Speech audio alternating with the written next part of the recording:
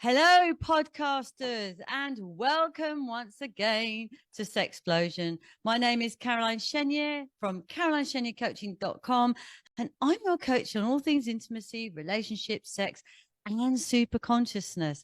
This is my podcast teaching you about how to sexually liberate yourself to be confident and spicy and fun around intimacy and sex, along with learning about how to build a great foundation for strong, long-lasting, and passionate relationships. It is unfiltered, uncensored, and very much unexpected. I've been really looking forward to today's topic, which is about sex and bisexuality. But before I start, I've got to tell you about my TikTok, which is at Caroline Sexplosion in TikTok. I talk about all sorts of taboo subjects. Don't forget, you can get a discounted sex toys and my intimacy and sex Amazon reading list and loads more. So head over onto my CarolineChenierCoaching.com or go to my link tree at Caroline Chenier. Okay, without no further ado, my guest today, as you can see, is the beautiful Sarah Martin. Okay, Sarah has been with us before talking about friends with benefits. So if you haven't listened to that episode, go and check it out. It's brilliant. And to remind you, Sarah is an anti-fascist sex and dating coach, and she helps horny people get laid ethically, which is great. Sarah is the creator of the Dignified Hedonist Framework, a proven system for supercharging your dating and relationship success. Sarah has worked with hundreds of clients all over the world through workshops, courses, and results-focused one-to-one coaching. She is also the host of the Slutty Activist podcast. And Sarah operates her private practice out of Vilnius, Lithuania, where she serves clients online worldwide. Sarah, it is so lovely to have you back. A super sexy welcome once again to Sexplosion. Oh, Caroline, thank you so much. I'm blushing over here, and I have been so excited about coming back. I've been looking forward to this. Oh, thank you so much for having the time. I'm so pleased to be able to discuss this topic because I've wanted to talk about it for ages. Now, the first thing I'd like to ask you is for those listeners who are and viewers who are not sure, can you please explain to us what bisexuality is? Well, that's a question, isn't it? And it's one I get asked fairly often, together sometimes with like, what's the difference between bisexuality and pansexuality? And the answer is it depends. It depends on the person. The simplest way I can explain it is among bisexuals, you tend to have narrow definition bisexuals and broad definition bisexuals. Narrow definition bisexuals are often seeing their orientation through the lens of binary gender, which means for them, they're attracted to men and to women. And for a lot of more narrow definition bisexuals, that can be limited to cisgender men and cisgender women. What does that mean, cisgender? So cisgender means you identify with the gender that you were assigned at birth versus transgender, where you identify with a gender identity that you were not assigned at birth. So that's like your narrow definition bisexuals. And then your more broad tent bisexuals, I've heard it described as I'm attracted to my gender and other genders. So that's the bi in their bisexuality. And that can include, for some people, cis and trans people within who they're sexually attracted to. So there we go. I think oftentimes bisexual identity has to do, not always, but often with how old you are. Because I know when I was younger, I'd never heard the term pansexual. I didn't hear that until I was probably well into my 30s. Whereas when I was a younger person, I was like, well, you're straight or you're gay or you're bisexual. And so for me, I'm like, well, if those are the three choices I have, then I'm bisexual. And so that's how I came to that understanding. I know a lot of my younger peers and friends from Gen Z have a completely different and much more like broad-based view of what's possible as a sexual being compared to like me when I was a teenager. So what is Gen Z? Gen Z, those are the folks that came after the millennials. right? So the millennials are the people born between 1980 and Oh, 2000. So the Gen Z folks are the young adults who were born from like the year 2000 to the year 2020. interesting. I hadn't heard that one before. Excellent. Okay, so what you were just saying there is that you've got bisexual where, for example, I like men and women, but you've also got transsexual people who also like men and women, but they yeah, so explain that. Sure.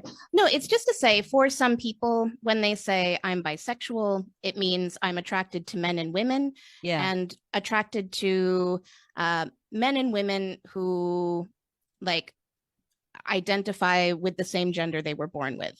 Some people say I'm bisexual, and that means I'm attracted to men and women, trans people, non binary people, like people from all across the gender spectrum. Yeah. And like, I can appreciate that from the outside, it can be like, that's a little bit confusing. And I share this just to say, like, there's a lot of diversity among bisexual people. So there's not a monolith, just like, you know, there's a lot of diversity among straight people. There's no like one single perfect way to be straight, right? That's right. Well, yeah, because you've got, yeah. And the other interesting thing is that I remember once I was very confused. I wasn't sure what was going on with me, but that was because I was in my marriage and I really, really didn't fancy my husband anymore. And I was being turned Mm, on more by watching women on porn than watching men and women together. I preferred to watch the ladies.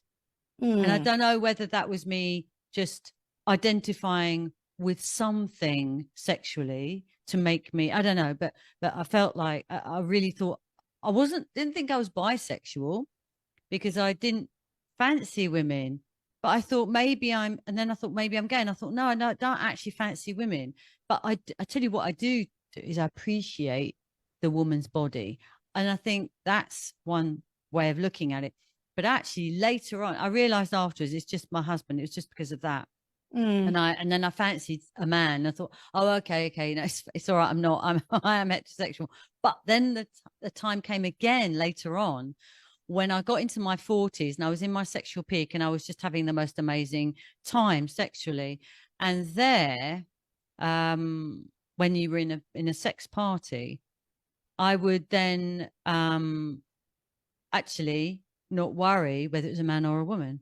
And I realized then perhaps I was pansexual because you see, it was just a sexual thing. It didn't matter who the person was. It was purely a sexual thing in that moment for me.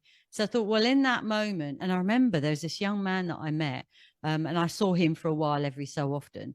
And mm, he was telling me that he was pansexual. Why? Because he started a relationship with his best friend, just started watching a film once, and his friend started putting his hand near in his thigh, and he just thought that feels quite nice. And then they would just go down on each other. But that was it. He said, I don't fancy him. I don't search for men. I still go out with women.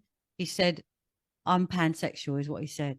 So that was really interesting. That was the first time I'd heard the word pansexual at the time. You know what, Sarah? You know, there's so many things in these last 5, 6 years since doing this job that I've learned, and of course before that, when I was having the time of my life before I actually started doing intimacy and relationships, the amount of things that I learned in my 40s. And I'm like, God, it's such a shame that we don't learn these things way before. mm, Why aren't we taught these things? I suppose, it's probably a difficult subject for a teacher to teach. But I know in France, they're changing. They're talking about sexuality now to like, I think it's teenagers, not maybe younger. I'm not sure what age they are. I think it's not primary school, it's the next one. So I don't know what you call it, but in between 7 and 10 they're starting to mm. talk about sexuality and about the mind, and not to say things that will make someone feel really crap. They're actually starting to teach them about things like that. I always I always was very careful what I said about the man I was with, about whatever it is that I thought was a bit weird or something. I'd never ever said, never. There was one man, Gonzo in the Muppets. Yep. Right. You know how his nose is like that? Mm-hmm. Literally, this man was like that. And I downstairs, and I actually couldn't do anything. And he says, "What's wrong? What's wrong?" And I said, "Oh, I just need time to get to know you." But it's like, no way, I'm not doing that again. He divorced me. He was married, and it was just somebody on a job once, and he just invited me to his hotel, and that was it for one night. And that was all I needed. Didn't need any more than that with him. But no, I didn't say anything. You can't, can you? And they're starting to teach kids not to do that, not to say anything like that, which is great. In France, don't know about UK.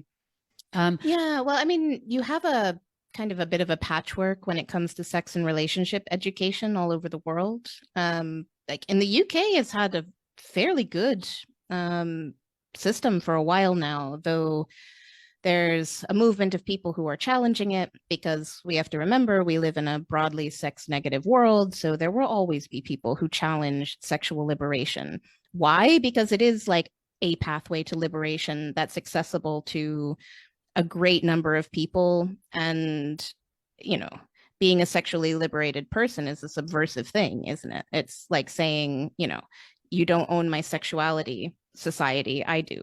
And exactly. And not to be judged as well. I mean, one of the reasons why I wanted to get you back on to talk about this is because I imagine that there are many people that were confused, like I was confused, like when I wasn't sure, because, in my marriage, and also when I was, having a good time. So if there's anybody out there that is not sure, maybe they're younger, maybe I think you have to be over 18, you have to be over 18 to watch this. But, if there's anybody that's a bit confused, I mean, what would you say to them? well, one of the first things to point out, and like when I was listening to your story about your journey, that's so common. And that's in part because our sexual identity isn't fixed. Our orientation isn't necessarily fixed. There's a lot of sex research over time that shows that in certain times of our life, we might be further down on the Kinsey scale. In certain times of our life, we might be further up on the Kinsey scale. Kinsey scale was developed by Alfred Kinsey, who was an early sex researcher. And it's basically on the spectrum of homosexuality to heterosexuality. And on one side, you've got only homosexual. On the one side, you've got only heterosexual. Then you've got mostly one or the other. And then in the middle, you've got the bisexuals, right? And there are so many other scales available today because we have developed more nuance in how we talk about sexuality. So both the sexual aspects as well as the romantic aspects, and how those all work together in terms of attraction. And so I point all of that out to say, like, we have research showing that people's experience of their own sexuality is often dynamic. So it can be different at different points in your life, and that's normal. There's nothing wrong with you if you notice those changes. And you yourself talked about, well, so for a period of time, my fantasies or the porn I watched, I wanted to see mainly just women, not men.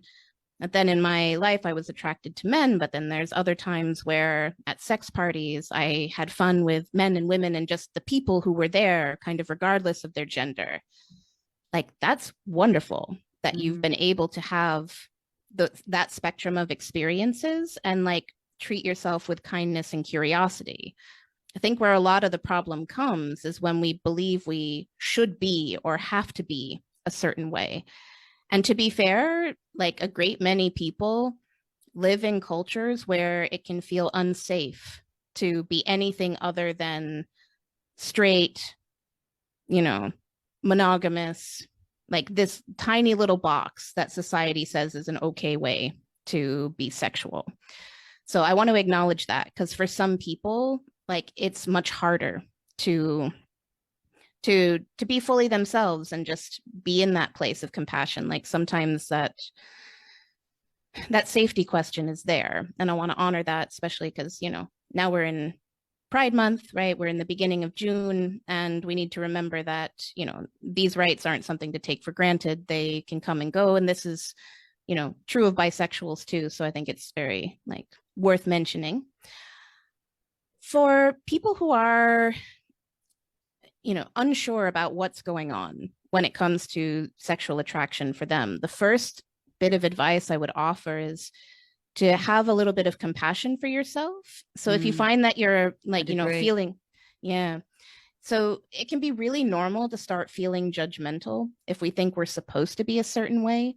So if you notice your brain saying things like, what's wrong with me? Am I broken? Am I, the one I used to have when I was younger is, am I just a nymphomaniac? As if like that's a thing. To, you know, if you hear that voice, use that as a signal to stop and go, you know, what if I just let it be for a moment, be a little bit curious about myself, really, because this is kind of about your relationship with yourself at first before you go and live it out in terms of your relationships with other people, right? And also know, right, like sexuality it doesn't only count when it's with other people. Like our sexual experiences with ourselves are also valid. So you might really enjoy watching, you know, porn with women if you're a woman, or porn with men if you're a man. And you might necessarily never want to go and actually have sex with women or with men, depending on, you know, your personal preferences, and that's okay, right? Like our fantasy lives can be different from our expressed lives because they don't have to be the same. I think that's another thing that would have saved me so much heartache throughout my life if somebody had just said, you can fantasize about whatever you want. Like your fantasy doesn't have to dictate what your sexual relationships with other people look like. Just that's a mind-blown concept for me. You know, if I think about younger me who didn't know all of this stuff, you know. Wow. So for you, what because you must have been, from what I understand, you must have been quite confused at one point. And when did you start to realize that this is this, you know, that you like both? Well, so for me, my confusion was more about, why does anybody think this is bad? Oh, right. Oh, that's good. Because my first kiss was with a girl. Like I think we were both like, I don't know, 12 or 13, and I was hanging out at her house. And, you know, like I don't remember exactly the lead up. I think the pretense was, we got to be ready to kiss boys when it's time to kiss boys. So, yeah, why don't we practice with each other? I think was the story that we told ourselves. And, you know, my childhood was at a very specific time in the place where I grew up, where there was a big debate about whether gay marriage or civil unions should be legal. Where's that, by the way? So I grew up and in the year 2000, there was like this big debate about like, should civil unions be legal? And what that meant is that there was a certain segment of the population who had pretty like anti-gay views. And so there were a lot of really bigoted and homophobic slogans that people were throwing around, like even within my school community. Wow. And like people had these bumper stickers that said, you know, like, it's Adam and Eve, not Adam and Steve, or real Vermonters make fudge, they don't pack it. Like I remember these things. Wow. And like having the awareness that like, yeah, but why? Like, why be so hateful? And then also being like, I was kissing my friend. Does that mean they mean me? That they think I should be like kicked out, or that I'm bad, or that like I'm evil or something? You know, and like, again, like I'm, you know, 13 at this time. It's like, it's not, it was very confusing because you're going through puberty, right? You've got all the Mm. hormones flying around. And for me, my sexual energy has been a force, like even in my early childhood, right? But then puberty is like basically just pouring gasoline on that fire. So like here I am wanting to like have sex with everything and having no idea how you do that. Like so that part was very confusing. But I was so much more confused about all this bigotry and hatred that, again, like a few years before, nobody was talking about this, especially among like my peer group at school. So it was a real, like, I can remember the feeling in my body, like just this cold fear to realize these people, some of whom I considered to be friends, had this point of view that just, like, I didn't know people thought that way about gay people or bisexual people. And then like realizing, so they're talking about me, they mean me. Like, am I safe? Are these people actually my friends? And I think what that led to was like, I can't tell anyone about this. I have to hide this. It's not safe for other people to know this. Mm. Oh, and telling you the story, Caroline, like, I feel so sad. Like, I almost feel like I want to cry remembering that. So I guess for me, in terms of like my self-knowledge, I was more confused about why anybody in the world Right. would be hateful. And I guess, like, again, like I've had this voracious and lively sexuality my whole life. So for me, it just feels normal. Like, yeah, like most people, kind of regardless of gender, are like, like I can see something beautiful and attractive in most people that I meet. Right. So, like, I guess for me, that's been clear. But then how do I be like this in the world in a way that's safe? How can I be authentically me without hiding? And then also, like, how do you even date girls when you're a girl? Like, that was a thing where I'm like, I don't like, I kind of know what you're supposed to do with boys because that's what Yeah. society shows me, but like, how in the hell do I? It's a complete blank, isn't it? There's just nothing anywhere. I mean, obviously it's better now, but for me, um, coming from a Roman Catholic background, Mm, it was the wrong thing. And that's why it made me feel so bad when I didn't fancy, I mean, I didn't fancy my husband. That's another story. But when I didn't fancy my husband at all, I had no desire whatsoever, except mm, I was enjoying watching these ladies. And I have to say, what's interesting is that, okay, so you said you kissed your friend at 12.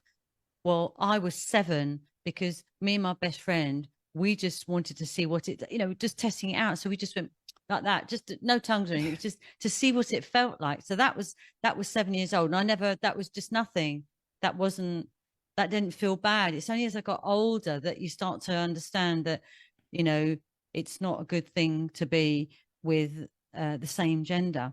So, which isn't that interesting that yeah, like children before they get told this is how the world is, and before that bigotry gets placed into them by society and yeah, culture or religion, like naturally we're just like, yeah, it's normal. Like, I can yeah, kiss my friends who are girls, I can kiss my friends who are boys, and it's okay, yeah. provided they also want to. Like, I think that's Is that we knew that girls like boys and boys like girls, and that girls are not supposed to like each other, but it didn't feel bad because we were just testing out. We were just seeing what it felt like. But obviously, as I was in this marriage where I really didn't like my husband, but oh no, let's go back a bit. In my swimming pool, all the changing rooms were very weird. It wasn't like a complete private thing. They had like these cubicles where you could see over the top. So if you stood up onto the bench inside, you could look over and look at everybody, right? So I would look over and look at women's boobs. To this day, I still like women's boobs. I wouldn't obviously go and, I wouldn't, I don't go and look at women's boobs like that, but I really appreciate them. And I remember during this fun time, I'd enjoy that. And even touching my own, I'd even enjoy that too, which people listening to this will probably think, gosh, that's weird, Caroline. We didn't know that about you. But these are just little things that went through my mind. And I'm being very open, and I've got no shame over it. It's fine. And so when it came to my marriage, being completely broken and enjoying watching the porn films. It was the boobs that was attracting me, and then because I wasn't getting anything else anywhere else, it was just kind of igniting parts of me that I was thinking, wow, I've never felt like this before. This is not normal, you know? And Mm. because of my upbringing, it was like it's like thinking, what's wrong with me? Am I suddenly gay? What's going on? It was just like such a confusing time. And but you know what? When you were telling me about where you used to live and having these bumper stickers on and things, and you feeling so bad, you were feeling like that. Can you imagine all the other people that were feeling just as bad? It's like, how can a sexual thing be such a big bad thing? It's just like such a natural thing. And so many, I mean, I've been right in my lives, I was talking about erogenous zones. So in the TikTok live. So I started off with the head and I was working my way down, got down to the male and the female. And so when I was talking about the man's G spot, you know, I was explaining how during my amazing fun time, I obviously met loads. I'm saying it sounds terrible, but anyway, I met loads of young men because I would only go with young men. I was 35 was still too old for me, and I was in my late 40s, early 50s at the time. And so I learned from them that actually many of them didn't know about their G spot. And so when I said, I said, do you know where your B spot is? And they say, well, some would say yes, but don't go up there. And others would say no. I say, well, it's up there, you know, God didn't know where else to put it, so it's up the back there. And they go, oh no, you're not going there. And it's such a shame, because that is purely because of them being accused of being gay or whatever. And it's a shame because they're missing out on the most amazing sexplosion that they could ever imagine. And what was great about after I did that live, which lasted about 45 minutes, normally it only lasted between 10, 15, 30 minutes. It went on to nearly an hour, that one, because everyone was really interested in it. And after that, I got some messages saying, Caroline, I've looked for it. I've gone up there and I've tried to find it. How can I tell when I'm there? So it's great that some people are being open-minded enough to actually explore and not let a limiting belief of what they learned when they were young to block them from enjoying something amazing. There'll be people listening or watching this thinking, no, you can't do that, you know. And in fact, the comments from the male intimacy, the male G-spot video that I did said, no, not going up there, not going up there. And I said to them, you're the only one missing out here. It's a shame, isn't it? That you know, and of course, some of those men, there are men that I've spoken to that said tell me that they've had a go with men, and is it all right? It's like, of course it's all right. Why can't you try? Why, you know? And there'd be, you know, it's such a, you know, even if you're in a foursome, for example, the men will never go together. The women will, but the men don't. And I've said to them, why don't you go? Oh no, no, men don't do that. Isn't it a shame? Well, yeah. I mean, like, homophobia is damaging to everyone. Like, it's particularly damaging to queer people, which kind of goes without saying. And it means people from throughout, like, the spectrum of sexuality, including people who mainly identify as heterosexual. Like, yeah, when it, especially like what you said about, not wanting to do anything that involves the bum, right? Like, that can be a a no-go zone for a lot of men. And to be fair, like, their body, their choice, it's their decision about, they always have that autonomy. And at the same time, I hear what you're saying, which is this, was it put there because that's their preference and I just prefer not to do that? Or was it placed there by a society that said, if you experience any pleasure that has to do with your anus, you're gay? Exactly. And like, as if gay is a bad, terrible thing. Right, exactly. It's absolutely dreadful. And it's funny, I'm going to tell you a story. There's a friend of mine who was secretly seeing a woman for over a period of 7 years, but he stopped that. And but I remember him distinctly telling me, she said to me, just trust me. She said, just sit on my face, not sit, but, you know, on top there. And she said, just trust me. He goes, what are you going to do? What are you going to do? She said, just please, just trust me. Just go with it. All right. Just open your mind. Just go with it. He said it was the most amazing experience he'd ever had. He said it was straight away, whoop, like that, straight up. He said it was, and you know, and it's just such a shame that was just licking as well. I don't know, actually. But I mean, that's the thing. Like, the anus is packed with so many nerve endings, right? Like, I like to call it the equal opportunity orifice, because everybody's got one. And, you know, learning to experience pleasure there with yourself and also with partners, like, it gives you a whole nother pathway to play. So, yeah. And at the same time, like, you know, isn't it a bit of a shame that the way that happened for him had to be with somebody being like, just trust me, and him having this really strong fear response? Like, what about a world where we could just say to each other, like, hey, want to try me licking your ass? And him to say, that sounds like fun, not sure what I'm going to think of it, but okay. Like, you know what I mean? Have like, a go. Exactly. Just test it out. Yeah. And you know what? There's another thing I wanted to tell you. I've got a podcast. It's called Sex and Sex Parties. And I had my friend on who used to organize sex parties. And the reason why she used to organize them was to give a space to women who wanted to explore her own body. Isn't that amazing? She doesn't do it now, but if people wanted to, they could go back to that video and they could find out about it. But the thing is that is just amazing that somebody has given a safe space for women to explore their own sexuality, whether it be with a man or a woman. And another time once, there's a woman that I knew that said, Caroline, can you help me? I want to have an experience with a woman. I said, yeah, of course. And I did. I found her a woman to have an experience with. And she said, yeah, I like that. I just want to have another go. And she was really open-minded, and so was the woman. And isn't that nice, though, that they weren't feeling bad about trying it out? And if we could just take the fear away from sexuality of going a little bit beyond what we all know in this shoebox, wouldn't that just be an amazing place?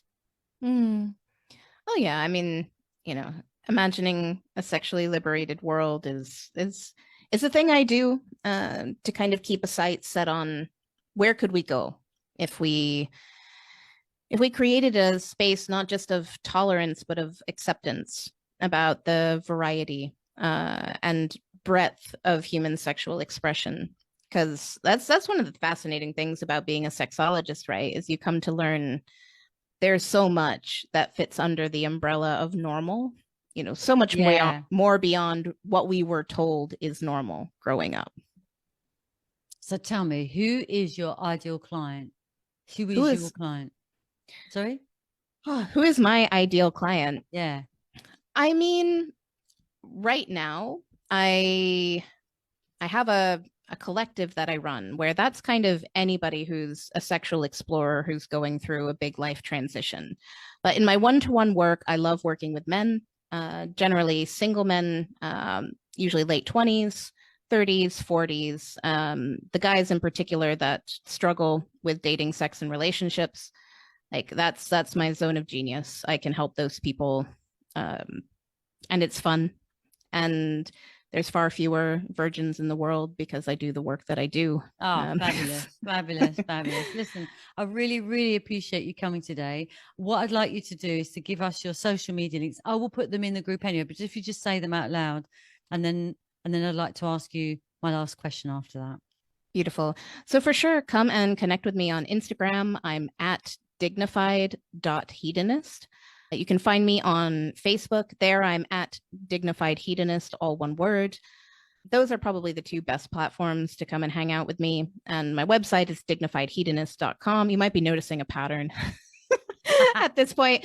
And of course, like, if you think I'm interesting, if you've enjoyed listening to this, come check out the Slutty Activism podcast, season 1 and the mini season where I did a bunch of awesome guest interviews. It's all out and available. and plans for season 2 are in the works. Yeah, so come play with us. Cool. Excellent. So listen, if you were able to meet the young 18-year-old you again, what would you advise on this topic we're talking about today? So I would tell that young woman, relax. The world is big. And once you get out into the places beyond the small town where you've grown up, you will have plenty of opportunity to explore all of this. Because, like, I know you're there and you're scared and you wonder what people are going to think of you. Like, honestly, baby girl, once you get to London, you're going to be fine.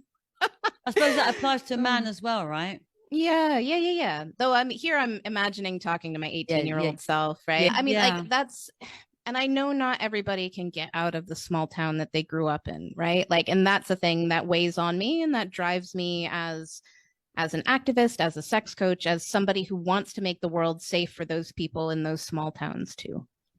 Excellent, excellent. Okay, so thank you so much. Hope you enjoyed this episode.